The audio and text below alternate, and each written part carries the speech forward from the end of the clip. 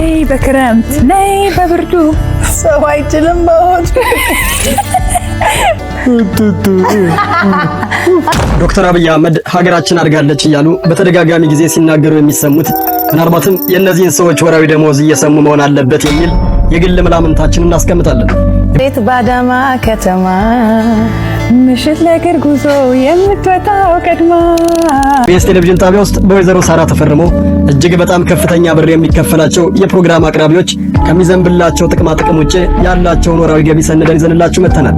መንገድ ተጀምሮ ሰው እንዳይቀር ጥፊያ ብቻ ሆኗል የኔማ ነገር ወሎ ላይ ወሎ ለማደር እሱም ብቻ አይደለም፣ እንደ እግር ኳስ ለዝውውር 8 ሚሊዮን ብር ስለተከፈለው ሰውም እንነግራችኋለን። ቪዲዮውን ላይክ እያደረጋችሁ የተወሰኑ ደቂቃዎችን አብራችሁን ቆዩ። ኢቢኤስ ቴሌቪዥን በሀገራችን የሚዲያ ታሪክ ውስጥ በተወዳጅነት ቀዳሚውን ስፍራ በመያዝ ከ10 ዓመታት በላይ አስቆጥሯል። እሱ ጋር መፎካከር ሩቅ ነው እስከመባል የደረሰ ጣቢያ ነው።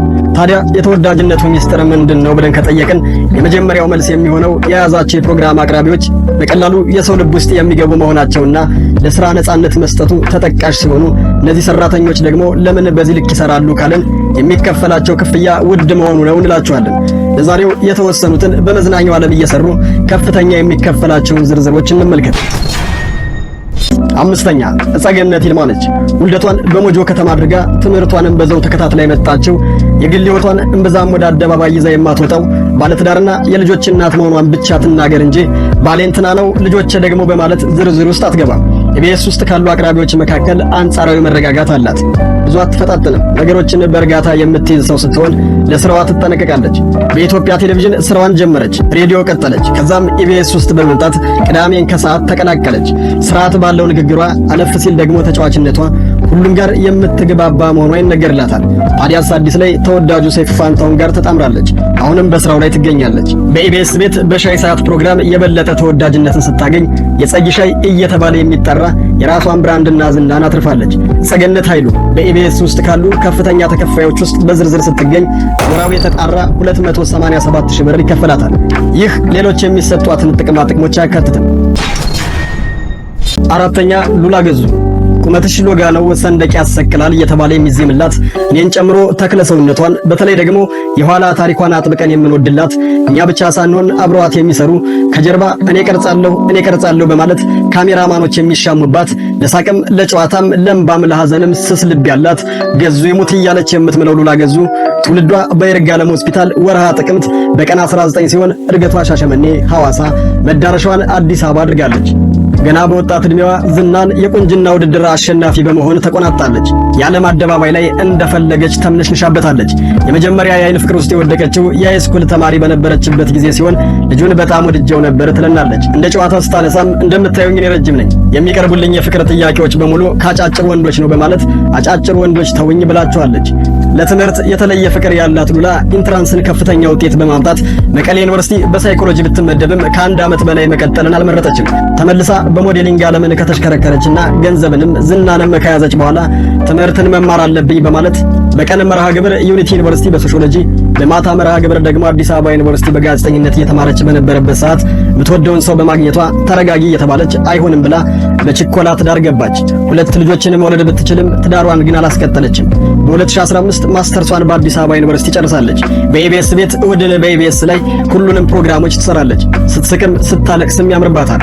ወደፊት የኢትዮጵያ ፖለቲካ ላይ መሳተፍ የምትፈልገው ሉላ ጥቅማ ጥቅሞችን ሳይጨምር ወራዊ ደሞዟ ብቻ 320,000 ብር። ሶስተኛ 2 ቃላቶች ከአንደበቷ አይጠፉም። ቢሲካና አቦ በማለት ደጋግሞ ይጠቀማቸዋል። የድሬዳዋ ተወላጅ ዮናስ ከበደ ትውልዱን እነሱ ጭንቅ አይችሉም፣ ቂም አይዙም፣ ሰው ወዳድ ናቸው፣ ከየት መጣህ፣ ሃይማኖት ምንድነው የሚል ጥያቄ ፈጽሞ ካንደበታቸው የማይወጣው ሰውን ብቻ በሚወዱት በድሬዳዋ ነው ተወልዶ ያደገው። በጣም ጎበዝ ተማሪ እንደነበረ ሲነገር የመጀመሪያ ዲግሪውን በአዲስ አበባ ዩኒቨርሲቲ ተከታትሎ እንደጨረሰ ወደ ድሬዳዋ በመመለስ የኮሙኒኬሽን ቢሮ ውስጥ በመግባት ከተራ ኦፊሰር እስከ ዲፓርትመንት ዳይሬክተር ከዛም ዘለል ሲል ትልልቅ ኃላፊነቶች ላይ ተቀምጦ ሰርቷል። በአስተማሪነት ሕይወት ውስጥ ተማሪዎች አጥብቀው ይወዱታል። ብዙ ትልልቅ ደረጃ የደረሱ ልጆችንም አፍርቷል። በነገራችን ላይ ዘወትር ደሳለኝ የዮናስ ከበደ ተማሪ ነው። ኢቢኤስን ከተቀላቀለ በኋላ በተጫዋችነቱ ለሁሉም ወንድም መሆኑ፣ የተቸገሩትን መርዳቱ ተመራጭ አድርገዋል። እጅግ በጣም የበዛ ትህትና ባለቤት ያለው ሲሆን ልሳኑ የተረጋጋ ነው። ሰዎችን ሲያከብር ኢየሱስ የቅል ነው ያስብላል። ትልልቅ ሰዎችን ዮኒ ጠይቃቸው ይባልለታል። ትዝታችን በኢቢኤስ ዮኒ ከቦልሱ ጋር ያላስቃኘን ነገር የለም። ተወዳጅነትንና ተቀባይነትን ያገኘው በዛው ፕሮግራም ነው። ወደ ስቱዲዮ ከተመለሰ በኋላም ቅዳሜን ከሰዓት በሚለው ፕሮግራም ስራውን ቀጥሏል። ብዙ ሰዎችን ስርዓት ባለው መንገድ ጠይቋል፣ ተጫውቷል፣ አጫውቷል። የሻይ ሰዓት ያለሱ አይደምቅም። ነፃ ሰው ነው። ኢቢኤስ ሊያጣቸው ከማይፈልጋቸው ቁልፍ ሰራተኞች መካከል ከፊት የሚገኘውን አስከበደ ብዙ ጥቅማ ጥቅሞቹንም ተዋቸውና በደሞዝ ብቻ ግን 370 ሺህ ብርን ይከፍሉታል።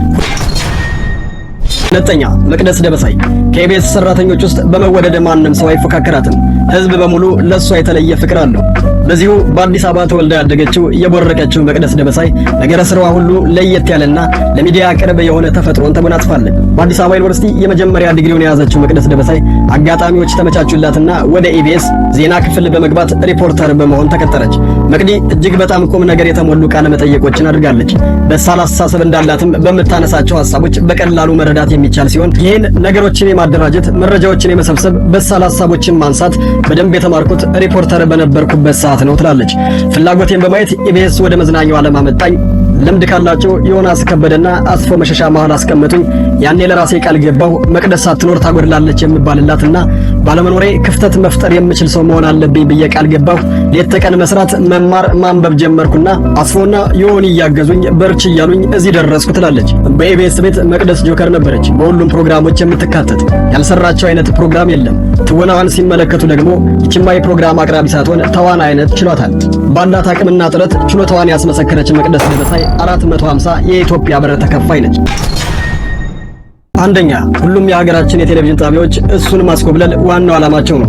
ትውልዱም እድገቱም በአዲስ አበባ ኡራኤል ነው። ስለ ኡራኤል አንስቶ አውርቶ አይጠግብም። ሰፈሩን አጥብቆ ይወዳል። አመጣጡ በቲያትር ነው። ሀገር ፍቅር፣ ወጣቶችና ሕፃናት ቲያትር፣ ፑሽኪን እያለ ዕውቀትና ሙያውን እያሳደገ የመጣ የመድረክ ቲያትሮችን ራሱ ፕሮዲውስ አድርጎ ጭምር ተጫውቷል። በተለይ ከ10 ዓመታት በላይ የዘለቀው ፍሬሽማን ከሀገር ውስጥ እስከ ሀገር ውጭ አሳይቶ ተወዶለታል። መጀመሪያ ጓደኞቹ የሥራ ባልደረቦቹ የሚያውቁት በትራጀዲ ወይም ደግሞ በሌላ አገላለጽ በአሳዛኝ አተዋወን ስልት ነበር። በድንገት ተገልብጦ ወደ ሬሌሽ የኮሜዲ ተዋናይ ሆኖ ተገኘ። ኤፍቢአይ 123፣ ያንቹ ሌባ 1 እና 2፣ ሚስተር ኤክስ፣ ሶስተኛው ወገን፣ ላታመልጭኝ፣ የራሱ ጽሑፍና ዝግጅት እንዲሁም በትወና የተሳተፈባቸው ስራዎቹ ናቸው። ኢቢኤስ ቴሌቪዥንን በቤተሰብ ጨዋታ ተቀላቀላቸው። የራሱን ቀለም ይዞ ስለመጣ እጅግ በጣም ተወዳጅ ሆነለት።